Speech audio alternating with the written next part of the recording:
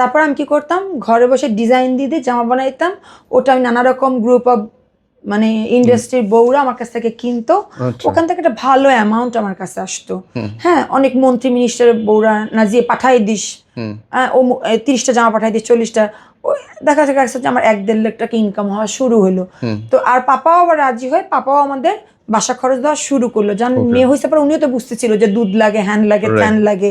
তো উনিও কথা বলে না আমাদের সাথে, দেখা করে না, মোহাম্মদকে দেখেও নাই, কিন্তু সে দিত। হ্যাঁ, ওনার জিএম এর মাধ্যমে দিত। ঠিক আছে। তো ফাইমের মানে আমার কাছ থেকে টাকা নেওয়ার একটা হয়ে গেছিল আর কি, অভ্যাস হয়ে গেছিল। হ্যাঁ, তো আমার কাছে সে টাকা ধার চাইছে, আমি ধার দিছি। হ্যাঁ, তো একদিন হয়েছে কি, মাত্র 500 টাকা নিয়ে গন্ডগোল, এই শুরু গন্ডগোল। আমি তাকে টাকা দিয়েছি, সে বলতেছে তোমার 500 টাকা ফেরত দিছে, আমি বলতেছি তুমি আমাকে ফেরত দাও নাই। ঠিক আছে, স্বামী স্ত্রী হয় না, না তুমি দাও নাই, ও বলছে তুমি দিছো। তো ও হঠাৎ করে এত উত্তেজিত হয়ে ও আমার গায়ে একটু হাত তুলছে। এবং আমি তো, আমার আব্বা যেহেতু মারা গেছে, আমার বাবা হারাইছি, আমার বাবার নিয়ে যখন গালাগালি করছে ওটা আমি সহ্য করতে পারিনি। আমি ঘুম খেয়েছি রাগ হয়ে। ঘুম খাওয়ার কারণে আমি সেন্সলেস হয়ে গেছি। আমি সেন্সলেস হওয়ার কারণে আমার যে শাশুড়ি আমাকে এসে নিছে, তাদের ধানমন্ডি, এগুলো আমি কিছু জানি না, আমি তো সেন্সলেস।